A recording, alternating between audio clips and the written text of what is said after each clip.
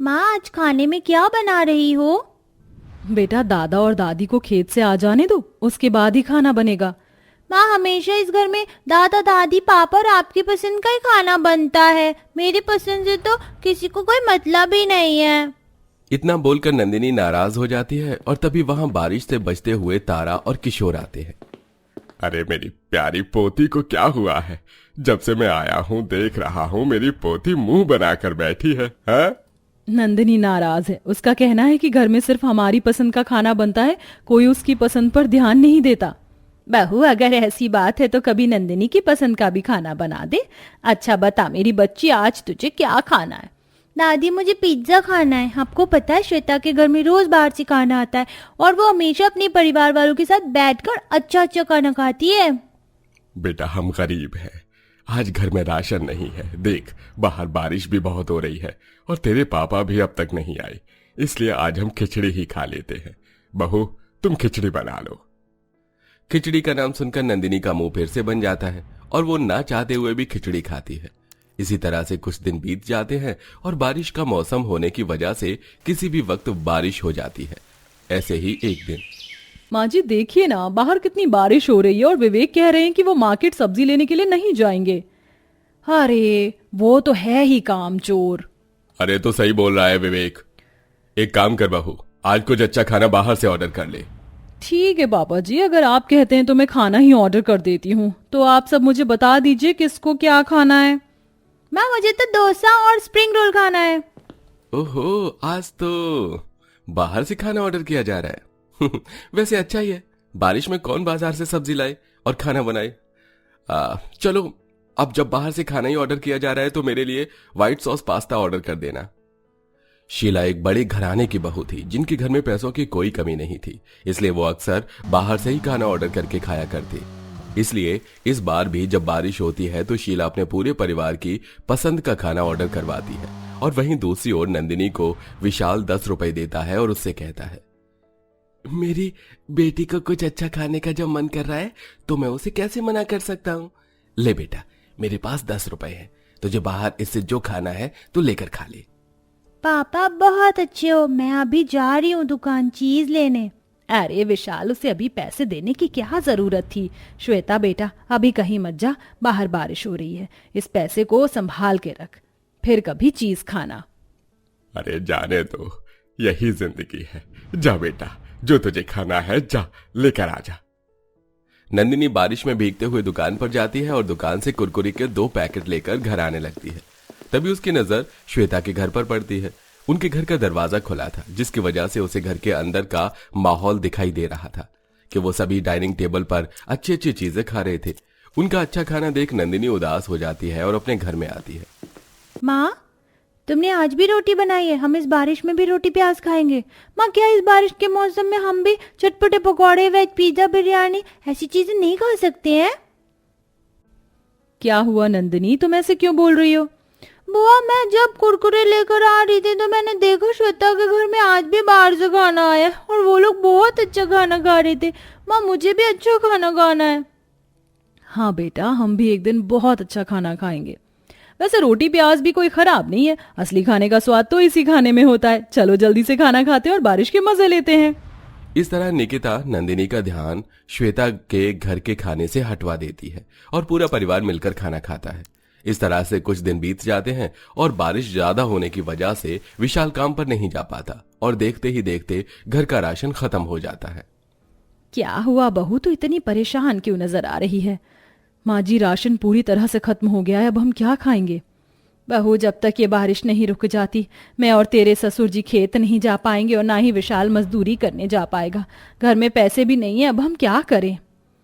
माँ, मेरे पास थोड़े से पैसे रखे हैं, आप उसी से ही राशन ले आओ। ये पैसे मैंने अपने कपड़े के लिए रखे थे, पर कोई बात नहीं, मैं फटे हुए कपड़ों को सिलकर पहन लूंगी, क्योंकि जिंदा रहने के लिए हमारा खाना बहुत जरूरी है।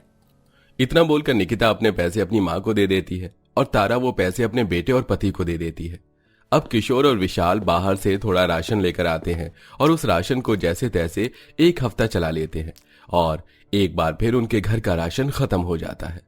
अरे फिर से घर का राशन खत्म हो गया, पर यह बारिश नहीं थमी।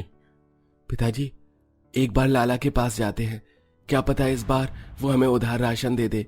क्योंकि आज से पहले हमने कभी उनसे उधार नहीं लिया। वो तो ठीक है बेटा, पर अगर बारिश नहीं रुकी और हम इसी तरह से घर में रहे और राशन खत्म हो गया, तब हम क्या करेंगे? बार बार लाला हमें उधार नहीं देगा। आप सही कह रहे हैं पापा, इसलिए मैंने सोचा है इस बारिश में मैं भी बाहर बाकी लोगों की तरह कोई काम देखूंगा। क्या पता मुझे कोई छोटा मोटा काम मिल जाए ताकि घर चलाना आसान हो सके। इतना बोलकर विशाल काम की तलाश में चला जाता है और किशोर भीगते हुए लाला के पास जाता है। तो वहीं दूसरी ओर एक डिलीवरी बॉय बारिश में भीगते हुए बरखा के घर आता है। मैडम, आपका पार्सल आया है। कॉर्न डॉग, पनीर पकौड़े, व्हाइट पास्ता, मंचूरियन, सिंगापुरी चाउमीन, दाल मखनी, कढ़ाई पनीर, लच्छा पराठा और रुमाली रोटी का ऑर्डर है। माफ करना भाई साहब, पर हम बाहर से खाना ऑर्डर नहीं करते। आप गलत घर में पार्सल ले आए हैं। माफ करना बहन, ऑर्डर करने वाले ने मकान नंबर एड्रेस में गलत डाल रखा है। पर क्या आप मुझे बता सकते हैं कि शीला जी का घर कौन सा है?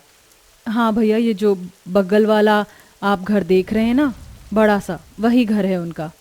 जब डिलीवरी बॉय खाना लेकर शीला के घर आता है और पार्सल देकर वहां से चला जाता है, पर यह सब कुछ दरवाजे पर खड़ी होकर बरखा देख रही थी और सोच रही थी कि कभी वो भी इस बारिश के मौसम में ऐसा खाना खा सके। पर उनकी किस्मत में सिर्फ नमक रोटी लिखी थी और बारिश की वजह से वो भी मिलनी मुश्किल हो रही थी। तो वहीं दूसरी ओर खाना आते ही शीला के घर में सबके चेहरे पर मुस्कान आ जाती है और वो लोग खाना खाने के लिए बैठते हैं। लो जी, आ गया खाना। पर बहू, जब से बारिश हो रही है हम बाहर का ही खाना खा रहे हैं। बाहर का खाना खा खाकर मेरा तो मन भर गया है। बहू, कल से कुछ घर में ही बना लेना। माँ, आज आपने कहाँ से ऑर्डर किया खाना? बिल्कुल अच्छा नहीं लग रहा, मैं नहीं खा रही। ले बहू, इन दादा पोती ने तो हाथ खड़े कर दिए और अभी अभी विवेक भी अर्जेंट मीटिंग के लिए निकला है। वो तो बाहर से ही खाना खा कर आ रहा है। अब इतना सारा खाना कौन खाएगा? कोई बात नहीं माँ जी, आप जितना खा सकती हो उतना खा लो, बाकी खाना मैं बाहर रख दूंगी और जब बारिश रुकेगी तो कूड़े में फेंक आऊंगी। इतना बोलकर शीला और शांति थोड़ा बहुत खाना खाती हैं और खाना खाकर शीला बचा हुआ खाना दरवाजे के बाहर रख देती है। पर यह सब कुछ नंदिनी देख लेती है और वो जल्दी से बारिश में भीगती हुई वेस्ट खाने को शीला के दरवाजे से उठा लाती है और जैसे ही वहां से जाने लगती है, शीला उसका हाथ पकड़कर उसे डांटने लगती है। क्यों री, यहाँ चोरी करने के लिए आई थी ना? तुझे क्या लगा तू मेरे दरवाजे से खाना लेकर भाग जाएगी और मैं तुझे देखूंगी भी नहीं? आंटी, मैं यहाँ चोरी करने नहीं आई हूँ। आपने जो खाना फेंका था मैं तो बस वही लेने आई हूँ। वैसे भी ये खाना तो अब आपके लिए बेकार हो चुका है ना। तुझे बड़ा पता है ये खाना बेकार है या सही? तुम जैसे गरीबों को बहुत अच्छे से जानती हूँ मैं। बारिश का मौका देखते नहीं हो कि चोरी करने आ जाते हो। सच सच बोल, चोरी के इरादे से यहाँ आई थी ना? इस तरह शीला बेचारी नंदिनी की एक नहीं सुनती और उस पर चोरी का इल्जाम लगाने लगती है। शीला की आवाज सुनकर बारिश में ही नंदिनी के घर वाले वहां आते हैं और ये सब देख बरखा शीला से कहती है, शीला बहन, हम गरीब जरूर हैं पर चोर नहीं। अगर हम इतने ही लालची और बुरे होते तो हम खाना पहुंचाने वाले लड़के को तुम्हारे घर का एड्रेस नहीं देते। तुम्हारा खाना पहले हमारे पते पर आया था, पर हमने तुम्हारा खाना तुम्हें वापस किया और ये खाना तुम फेंकने को तैयार हो, पर किसी इंसान के मुंह नहीं लगने देना चाहती। बेटा, अमीर लोग ऐसे ही होते हैं, इसलिए इनका खाना यहीं रख दे, हमें नहीं खाना ये खाना। माँ, तुम रो मत, मुझे नहीं खाना ये खाना। माँ, आपने नंदनी को चोर कहा। आपको पता है नंदनी बहुत अच्छी है। जब आप सुबह खाना नहीं बना पाती तब स्कूल में नंदनी मुझे अपना खाना खिलाती है। अगर वो चोर होती तो क्या वो कभी स्कूल में मुझसे अपना टिफिन शेयर करती? श्वेता की बातें सुनकर शीला की नजरें शर्म से झुक जाती हैं और बरखा उनका खाना उनके दरवाजे पर ही रखकर अपने पूरे परिवार के साथ अपने घर में चली जाती है। कुछ देर बाद विवेक घर आता है तो शीला सारी बात अपने पति को बताती है और विवेक शीला से कहता है, अब जो गलती हो गई है उसे याद मत करो, बल्कि उसे सुधारने की कोशिश करो। तुमने कहा कि विशाल बारिश की वजह से काम पर नहीं जा रहा और मुझे भी अपनी कंपनी के लिए एक चपरासी की जरूरत है। क्यों ना विशाल को नौकरी पर रखकर मैं उसकी और अपनी दोनों की मदद करूं। पापा, नंदनी ने कभी अच्छा खाना नहीं खाया। बारिश के मौसम में जहाँ हम सभी रोज अच्छा खाना खा रहे थे, वहीं वो रोटी प्याज खाने पर मजबूर है। उसका भी मन करता है बारिश में पकौड़े, पिज्जा जैसी चीज खाने का। तो फिर ठीक है मेरी प्यारी गुड़िया, आज हम नंदिनी के घर पर ही डिनर करते हैं। रात को विवेक अपने पूरे परिवार के साथ बरखा के घर आता है। बारिश हो रही थी। बरखा भाभी, शीला को अपनी गलती का एहसास है, वो आपसे माफी मांगना चाहती है। मुझे माफ कर दीजिए आप सब। कोई बात नहीं आंटी, आप बड़े हो, माफी मत मांगो। देखा शीला, जिसका तुमने दिल दुखाया उसने तुम्हें एक झटके में माफ कर दिया, तो मैंने भी माफ किया, पर आइंदा ऐसा मत करना।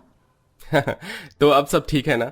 तो इस पल को एंजॉय करते हैं। बाहर बारिश हो रही है, तो मैं यहीं सबके लिए खाना ऑर्डर करता हूँ, क्यों नंदिनी?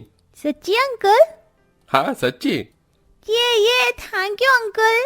विवेक बारिश के अनुसार चटपटे पकवान उनके घर पर ऑर्डर करता है, जिसके बाद दोनों परिवार एक साथ मिलकर खाना खाते हैं, जिसे खाकर नंदिनी बहुत खुश होती है। इधर विवेक विशाल को अपने पास नौकरी पर रख लेता है और इस तरह विवेक बरखा के परिवार की मदद करके शीला की गलतियों को सुधारता है।